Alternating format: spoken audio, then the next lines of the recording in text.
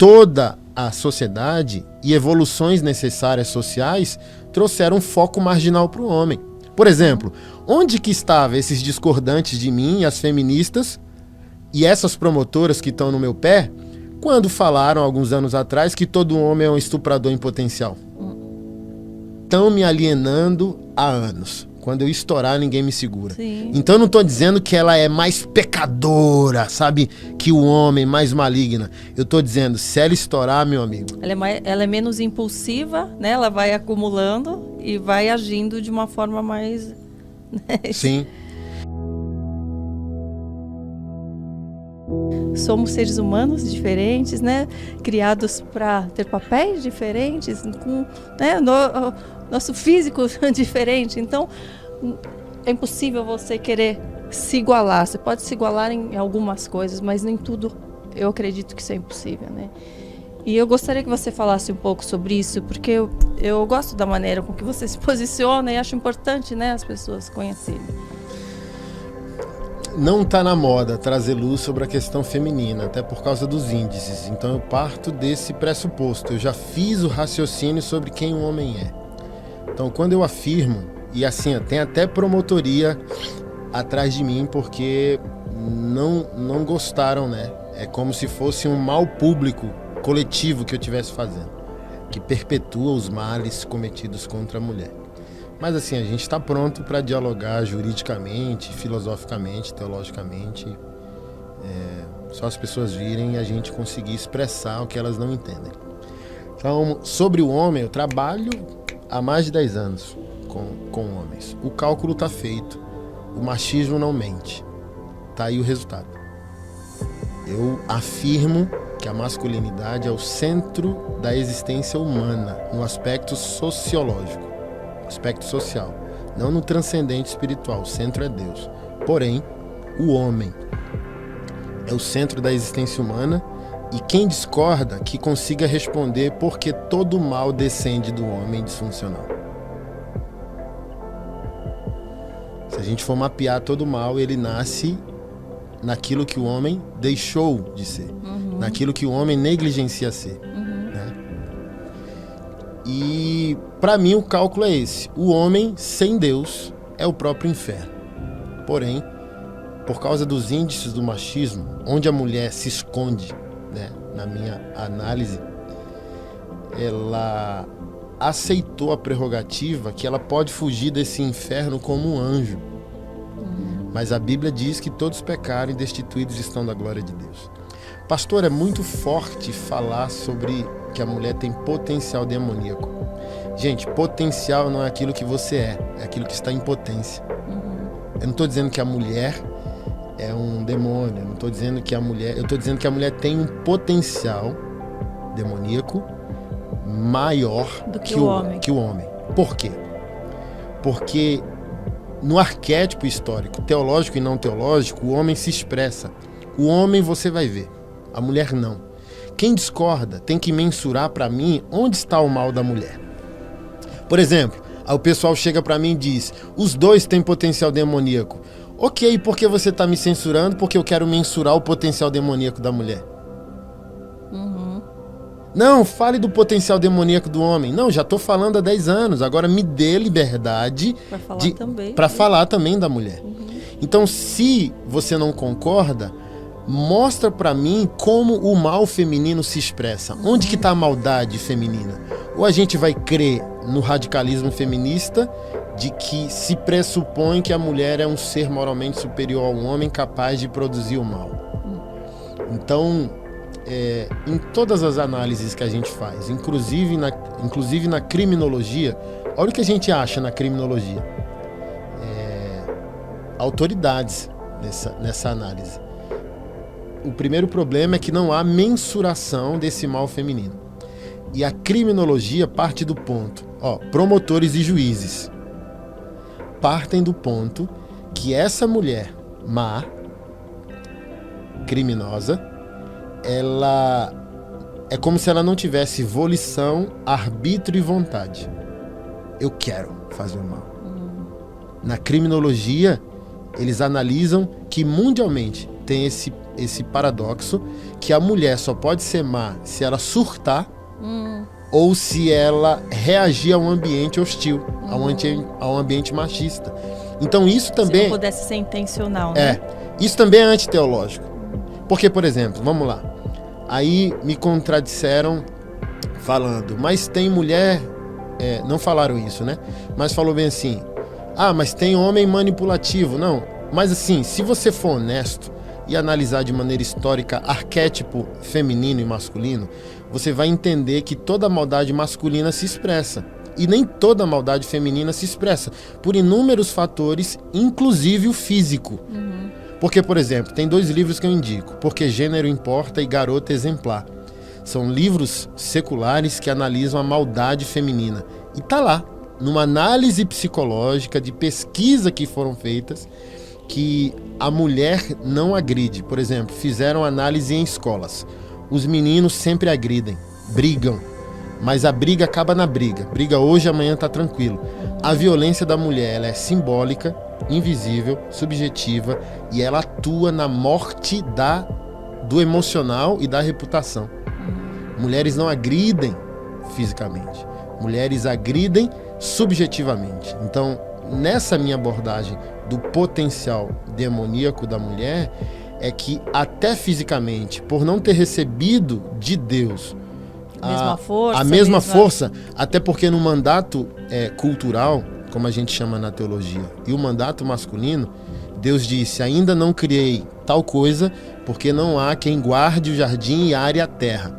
Então a nossa força física também é força de provisão e proteção.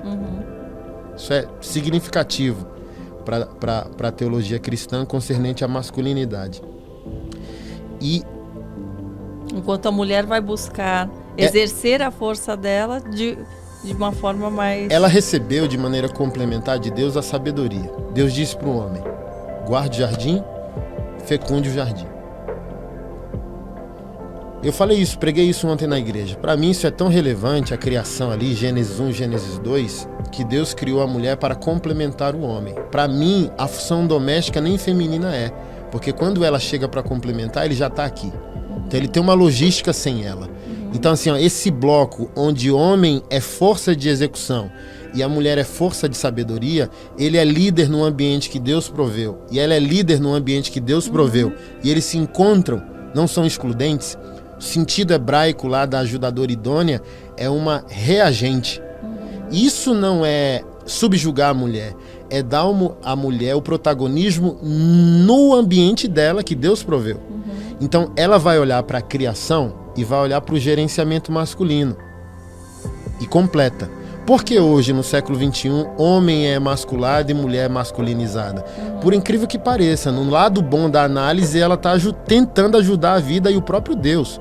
Se o homem recuou e com 30 anos, na minha análise, ele ainda está no gamezinho e a mamãezinha dele é a pessoa mais importante da vida, a mulher com 30 já graduou, pós-graduou, comprou o carro, comprou o apartamento e por aí vai. Então ela foi criada por Deus para reagir o que existe e analisar a deficiência e acoplar, evoluir. Mas por que você fala, pastor, que ela tem um potencial demoníaco maior? Gente, quando eu falo de potencial demoníaco, eu não estou falando de potencial pecaminoso. E mesmo se fosse potencial pecaminoso, pergunto mais uma vez, se a mulher peca, como ela peca? É uma pergunta que tem que responder a mim se não concordam com a minha tese. Todos pecam, tá bom. Lista para mim aqui como a mulher peca, como o pecado da mulher se expressa, como a maldade da mulher se evidencia.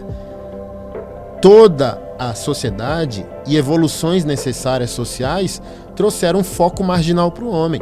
Por exemplo, onde que estavam esses discordantes de mim, as feministas e essas promotoras que estão no meu pé, quando falaram alguns anos atrás que todo homem é um estuprador em potencial? Pois é. Então assim, onde eu concluo essa minha tese? Para mim, a mulher tem um potencial demoníaco maior, e esse potencial demoníaco é o quê? É uma reação violenta a uma injustiça. Porque, por exemplo, se o machismo existe, se historicamente a mulher não tem a evidência que deveria ter, não é tratada com a dignidade que deveria ser, ela está acumulando dores, ok? Se você pegar, o exemplo que eu dou é político. Se você pegar um público conservador, protestando, sou conservador, pró-família, pró-fé, pró-arma, tal. Ele tá com a camisa do Brasil, com a família, criança, velhinho, e quase nada é quebrado. Porque ele não tem a dor do dano. Ele não tem a dor, ele tá... Esse conservadorismo tem por aliado o capitalismo, ele está bem, assim, ele protesta menos, e aquilo que ele protesta é uma coisa ou outra, mas ele está no volante da vida. Já aquela classe que chamam de minoria, tem a dor da alienação, da opressão, da marginalização, da pobreza. A possibilidade de um cara de minoria ser mais violento que um cara de maioria, conservador, é muito maior. Sim. Porque ele já está acumulando dentro dele. Porque ele já está acumulando. Então o que eu chamo de potencial demoníaco é esse impulso por causa da dor. Sim. Tipo assim, ó, estão me alienando há anos. Quando eu estourar, ninguém me segura. Sim. Então eu não estou dizendo que ela é mais pecadora, sabe? Que o homem, mais maligna. Eu estou dizendo, se ela estourar, meu amigo... Ela é menos impulsiva, né? Ela vai acumulando e vai agindo de uma forma mais... Sim. E assim, ó, vamos lá, para eu concluir de fato. Esse potencial no homem se expressa com omissão, opressão. Ou o homem cria o problema, ou ele se omite em resolver. Na mulher, é por meio de sedução, manipulação. Todo arquétipo bíblico, Herodias, Jezabel, Eva, não foi o imperativo físico, foi o imperativo da sensualidade e da manipulação. Herodias ali, olha como sua filha dança bem, e chamou a atenção das autoridades. O que você quer? Então ela usou a sensualidade para manipular o contexto, para obter o que gostaria. Para piorar, o pessoal ficou chateado porque eu disse que o problema da mulher disfuncional é a ausência de liderança. Tipo, você tá dizendo então que se um homem liderar uma mulher, ela não tem um potencial demoníaco. A gente é o povo da cruz, eu tô falando de redenção. Se você tá lidando com um homem que entendeu o evangelho, a possibilidade desse homem ser um equalizador de qualquer situação, inclusive assim, ó, minha esposa, ela fez a primeira tatuagem com 12 anos. Minha esposa começou a vida sexual ativa aos 12. Quando eu cheguei na vida da minha esposa, ela já era evangélica. Mas todo namoradinho evangélico que ela teve, quis ter relacionamento sexual com ela. Então chega um homem de Deus como um equalizador. Ei, chegou um homem de Deus, e um homem de Deus não chega para perpetuar problemas, ele chega para resolver problemas. Sim. Obviamente que o problema de uma mulher disfuncional é um problema de liderança. E você pega o arquétipo de Jezabel. A liderança que não é equivalente cristocêntrica. E a opressão, né? Que as pessoas... Que é serviço, que é dedicação. O homem de Deus chegou para doar. Então você pega ali, a gente olha Jezabel, historicamente uma mulher má, uma mulher que não glorificou a Deus, uma mulher violenta e tal. Mas você vai analisar, para mim, essa voz disfuncional de Jezabel é o silêncio do marido dela, de Acabe.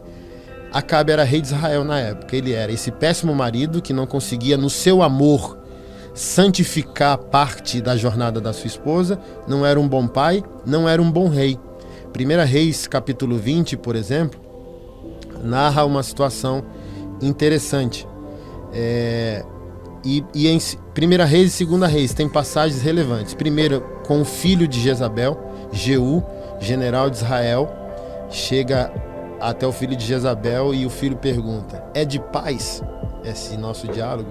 Aí Jeú fala bem assim: como a gente pode falar de paz enquanto a tua mãe vive? Olha o peso desse problema. Em outra passagem, reis pagãos chegaram para Acabe e falaram: queremos tua casa, teu ouro, tua prata, teus filhos, tuas mulheres. Aí Acabe disse: seja feita a tua vontade. Aí os anciãos chegaram e disseram: não ceda, é necessário fazer guerra, é necessário se posicionar. Aí o rei perguntou: quem vai fazer? Você! Então assim, ó, você olha para uma mulher que virou um arquétipo histórico de malignidade, mas quando você vai lá atrás, o problema também é fomentado e reverberado por aquilo que o marido não é. Não é. Uhum. Entendeu? Então, assim, eu tô tentando organizar. Essa semana eu começo uma série de lives com juristas. Porque não dá para tratar da mulher mudar se o homem também não tiver no seu posicionamento ali, correto, né? Então tô escrevendo um livro e várias advogadas com essa experiência. Olha só que interessante, eu não sabia, eu descobri agora. No judiciário se inventou uma tese chamada a tese da mulher de Potifar, a síndrome da mulher de Potifar, que é a mulher bíblica que tentou assediar o homem de Deus, e o homem de Deus saiu correndo pelado e ela com a roupa na mão dizendo, me estuprou, e era uma mentira. Existe isso. Olha o que o judiciário entendeu. E tem esse limbo, que denúncias de crimes sexuais falsas são feitas por mulheres que entenderam que a cultura feminista estabeleceu um favorecimento à mulher. Então, em lutas judiciais pela guarda ou pela pensão, elas mandam junto uma denúncia por violência sexual. Uma advogada conhecida nossa em Brasília falou, o cara tá preso há 2 anos. A mãe fez a filha falar que foi violentada e a criança quer ir a juízo para dizer que mentiu e a mãe não tá deixando. Então, assim, ó, gente, qual é a equação? O machismo feriu 99 mulheres. Mas se a mulher feriu um homem, a gente ainda está em democracia. O direito desse homem precisa ser preservado. Então não é por causa dos índices do machismo que a gente não vai fazer mensuração da maldade feminina. Porque, por exemplo, no meu raciocínio do potencial, é nesse índice que uma mulher pode se esconder se ela não for justa, se ela não for piedosa, se ela não for uma mulher de Deus. Ela vai usar esse índice para dizer, não olhem para minha maldade. Sim. E não é bem por aí. Sim. E fica um tentando justificar o erro no outro, né? E a gente não amadurece, né, o negócio. O problema é ele que foi machista. Não, o problema é da outra que mostrou demais. O problema está no olho do outro que viu. E assim vai e nada se resolve. Sim. Né? Infelizmente.